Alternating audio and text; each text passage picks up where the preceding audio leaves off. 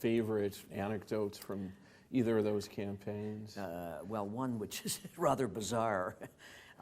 One time when I was out on the campaign trail with them, we were doing a train whistle stop, let's see, through part of Kentucky, then up to Cincinnati, interestingly enough, which is where I was from, where he was to give his major foreign policy speech of the campaign up to that point. And typically, he was still writing it as the train was pulling into Cincinnati, which was what always drove his campaign staff crazy, and the rest of the media, too, because they wouldn't even get a copy until... In fact, we had to go off and find a duplicating machine, and in those days, duplicating machines were not quite the way they are today. Where 30 seconds later, you had what you needed. We had to find a, what were they called? Ditto machines. Ditto machine, thank you. That was it, right. In order to get the speech run off as he was sort of finishing it.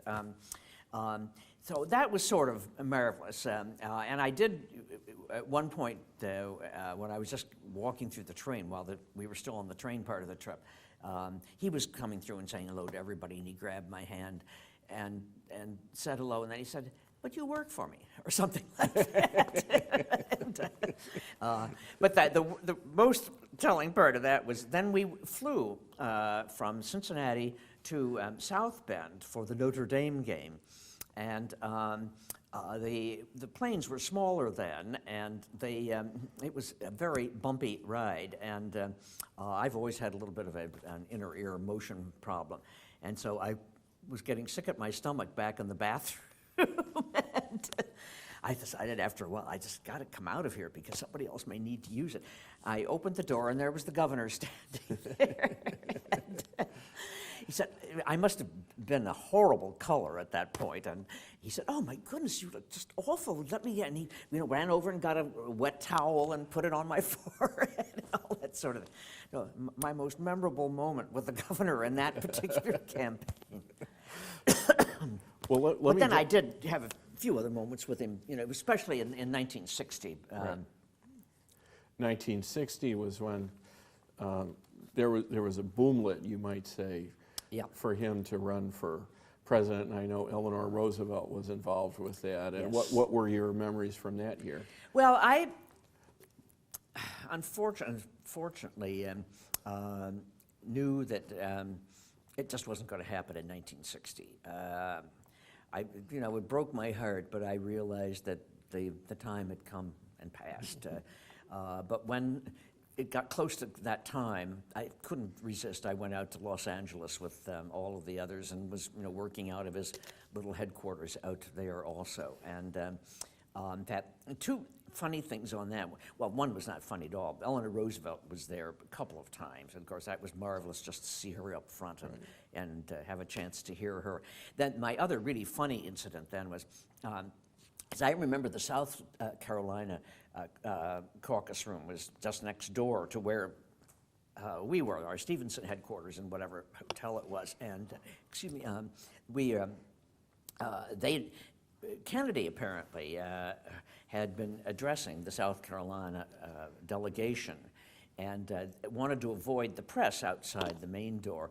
And so he'd opened another door to get away, and it just happened to be the door into the Stevenson headquarters. And I, at that moment, happened to be the only one in that particular room that opened into the South Carolina one. So I looked up with quite startled and said, "Senator Kennedy, this is the Stevenson headquarters, but you are always welcome here too." And we exchanged, I guess, a few other words. He was very embarrassed, but we let him through and out. So anyway, that was kind of fun. Did 1952, 1956, 1960? Yeah, 56 I was working full-time for the Stevenson campaign, for the speechwriters. Right. I was going to say, each of those years, what were your candid thoughts about whether you thought your candidate had a chance of winning? 60, I could not even see his winning the nomination. Right. I know that there... Pardon? 52? It may have been more hope than actual realistic expectation. But I think, we didn't really know, and we were so carried away by the beauty of this guy as a presidential candidate that we might have persuaded ourselves more than we had any right to, that he had a good shot at it. But we were not, some of us tended to be a little more grounded and realistic maybe than others. And I think, we realized he was running against a military hero, an American hero. And that was a pretty tough thing to do. In 1956? Probably even less expectation. Although I remember going back to the 52, I still have a marvelous picture of the group of us who were working in this particular part of the Volunteers for Stevenson, with Porter McKeever and Debs Myers and all kinds of marvelous folks like that. And a picture that was taken of us, about 8 of us, outside our office door, probably the day after the election, in which the big sign said, Stevenson in 56. So we knew we were going for it, and we realized it was still uphill. Right. Now, one period in your life we haven't really talked about was your run for comptroller, and you're winning that statewide office. Why don't we jump there? Your decision to run for statewide office and what it was like serving. Actually, my decision was to run for Attorney General, and I had already announced that I was running for Attorney General, and then a game of what I call musical chairs took place, and I got a call literally, I think in the middle of the night one night, saying that suddenly Neil Hartigan was going to be running for governor, and that meant that Roland Burris, instead of running for governor, was going to be running for Attorney General re-election. And sorry about that, but you're on your own. Right. And at that point, I decided that I simply did not feel right about running against the one African-American statewide elected official. And so I said, okay, I will pull out of running for Attorney General, which was the most natural place for me to be. And then the question was, my other love, or maybe my co-love in terms of policy issues, is the whole tax policy revenue business. And so I said, okay, I will run for controller. But that was not my first choice, admittedly. And you won. Who was your opponent in that election, by the way? Well, in the primary and the final election was both. Well, Woody Bowman was one. There were 4 of us running in the primary. I think it was 4, and but Woody was the strongest one, and in some ways I felt rather badly about that, because Woody and I were very close friends. Politically independent. Yeah. And as a matter of fact, we had been joint sponsors of a couple of major pieces of legislation, so we'd worked together very closely. Bowman in the House, you in the Senate. Yeah. And I think Woody was pretty upset about that, and I could understand that. And if I felt all I could say was, I backed out of doing what I most of all wanted to do for the sake of a kind of a unity. And so if I don't do this, I'm left out entirely. And so I did it. And remind me, we finally made up after. Good. Remind me, what year was that? That would have been 1950. No, not the 50s. What am I saying? No. 1990. Well, I read 1990. Yeah, 1990. Yeah, precisely. 1990 race for controller. Yeah. And then who was your Republican opponent? You just drove it out of me. I'm sorry. I should remember it myself. She was a woman. Right. And they did that quite deliberately. So it'll come to us. Yeah, it'll come. And so, what's the job of controller? What's it like being controller of Illinois? Well, supposedly, your primary job is keeping the books and writing the checks, which sounds pretty dull. I said, but there can be more to it than just putting that green eye shade on.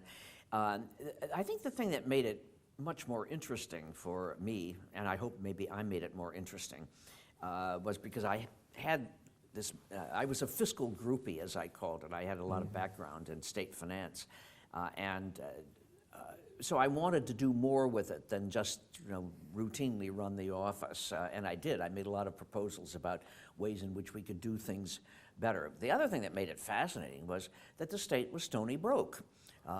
In fact, when I walked into the office of the then controllers, who was Roland Burris, chief of staff, and he said, sit down, I have a couple of interesting things to tell you. Number one is we are flat broke, the state of Illinois. And the second thing is that we have a computer system that is maybe circa 1970 or 68. It was horrible, way behind.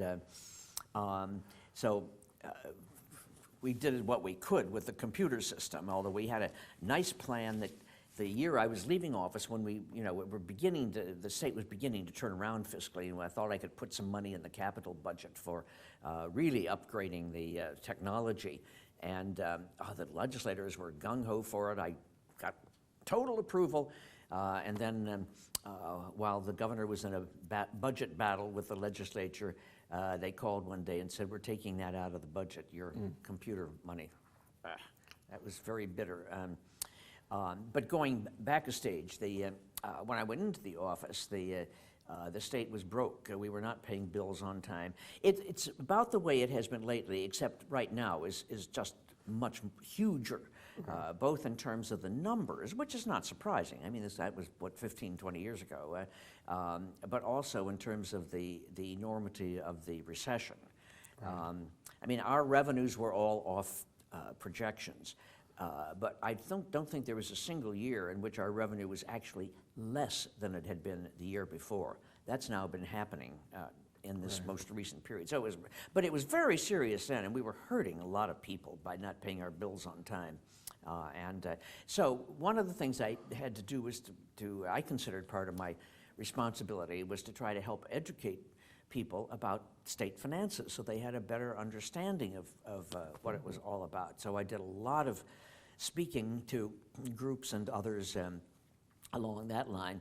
And then the other thing that was important was for the press guys to understand it, because they're the ones who have, in the end, translate it really to most people through their news stories. And so I had a regular press conference at least once a month, if not oftener, in which I went through sort of where we are and why we were there, and what it was looking, all the sort of, in fact, it was funny, the press corps ended up calling it Public Finance 101 was my press conference.